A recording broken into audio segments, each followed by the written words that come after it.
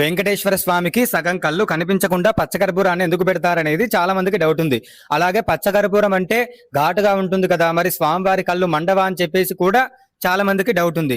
అయితే వెంకటేశ్వర స్వామికి కళ్ళు కప్పి ఉంచేలా పచ్చకర్పూరాన్ని ఎందుకు పెడతారంటే, పూర్వం తిరుమలలో అధికారులు చేసే చిన్న చిన్న తప్పులకు కూడా చాలా కఠినంగా శిక్షింపబడేవారు. చిన్న చిన్న తప్పులకు కూడా చాలా కఠినంగా శిక్షింపబడటం అదలా కొనసాగుతూ వస్తుంది. అసలు ఇంకా వెంకటేశ్వర స్వామి దగ్గరికి రావడానికి కూడా చాలా మంది భయపడేవారు. దీనికి పరిష్కారం ఏదైనా కావాలని అక్కడ ఉండే అర్చకులు స్వామివారికి పెట్టే నామంలో పచ్చకర్పూరాన్ని కలిపి స్వామివారి కళ్ళు కప్పి ఉంచేలా నామాన్ని పెట్టడం మొదలు పెట్టారు. పూర్తిగా కళ్ళు కప్పి ఉంచేలా నామాన్ని పెడితే స్వామివారు ఆగ్రహానికి లోనవుతారని, స్వామివారికి అభిషేకం చేసే ముందు రోజు అంటే శుక్రవారంకి ముందు రోజు గురువారం స్వామివారి ఆభరణాలు అన్ని కూడా తీసి పచ్చకర్పూరాన్ని తీసి ఆ గురువారం ఒక్కరోజు స్వామివారి నేత్ర దర్శనం కల్పించేవారు. అప్పటి నుండి స్వామివారి కళ్ళు కనిపించకుండా పచ్చకర్పూరం పెట్టడం ఇప్పటికి కూడా కొనసాగుతోంది. అయితే పచ్చకర్పూరం అనేది ఘాటుగా ఉంటుంది కదా, మరి స్వామివారు కళ్ళు మండవా అని